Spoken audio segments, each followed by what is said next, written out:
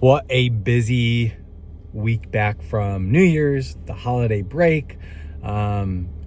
Just full of reconnecting, scheduling, meetings, and just jumping back into it, keeping the momentum going and coming together with some other folks and just setting some big things up for 2025. I feel like I'm beating a dead horse by saying this, but just in my interactions, just in the work that I'm doing with Come Home day in and day out, and just the conversations I've had in 2024 and then into this week, man, it's so important that we come together. It is so important. Every conversation I have, every single conversation I have is rooted in this theme of how do we collectively collaborate and come together? We're stronger together. We're going to progress and push things forward together. And that's really inspiring and really fun. It's fun and exciting to meet and collaborate and vision map what things can look like, how this work and impact can be done with people who truly believe, like myself, that we can't do it by ourselves. I know for me specifically, and the work Come Home wants to do, we don't have the tools to change all of this, just us. Absolutely not. We need other people. We need other experiences. We need other resources, tools, backgrounds, networks to really make this stuff happen. And so I'm just always thrilled and excited to come together with others, because we're stronger together. We got to be a team and we got to unite.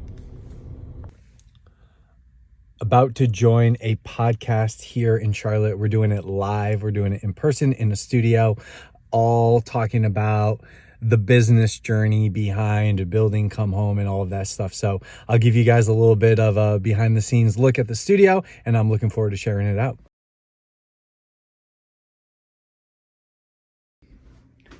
It was so much fun hopping on and being a guest on a podcast, something that I don't actually do that often as someone who runs a podcast and has conversations with a lot of people. There aren't many times that I'm on the other side of things, being the one asked questions or just sharing a little bit of the story. So that was really fun to do. Definitely want to try to figure out ways to be on that side of things on podcasts more in 2025. But we talked a lot about specifically Come Home and the work within education, but also from an entrepreneurial lens and what it's like building a business and navigating that world. And so much of this is not only sharing about the work itself, but what it's like for me as an individual building Come Home and what that journey is like. And it was really interesting to share some insights. It was really interesting to see myself through that lens of an entrepreneur, because I don't often do that.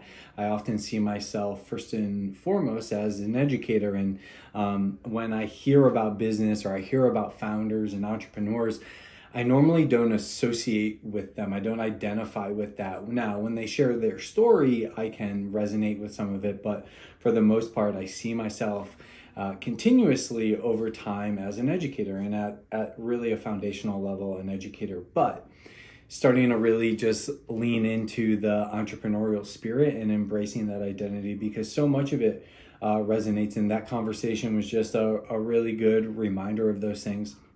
I wanted to take a moment to share one insight. So one way they wrapped up their podcast, and I'll make sure that you guys have the link so you can watch or listen to the full episode. But one of the things they asked was, what was a practice or a belief or something that I believe is uncommon and something that I'm really rooted in. And I had shared that something that I really embody day in and day out is the idea that failure doesn't exist. I truly do not believe in failure. I believe in successes and lessons. And I think that's important from our lens as entrepreneurs and wanting to ultimately do what we want and create the lives we want for ourselves. We can't be afraid of failure, and that holds a lot of us back. And one of the great perspectives that I've tried to embody and have been reminded to embody is nothing actually is a failure. What makes us create this idea of failure is these expectations and stories of how things have to unfold. And when we release those things and just move in direction and take action in direction where we want to be, we just get feedback and information. Nothing is good, bad, right, wrong. It either works and we keep moving in that direction, or we get a lesson and learning from it that we can take for ourselves and pivot, adjust, and move forward. And I've done that so many times, whether that was in schools as well as outside of schools, building Come Home, and just more highlighted outside of schools.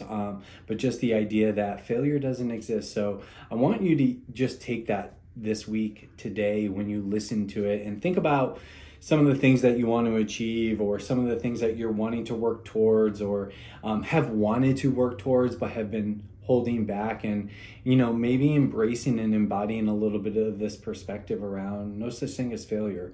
Maybe that'll give you a little boost in the direction you want to go.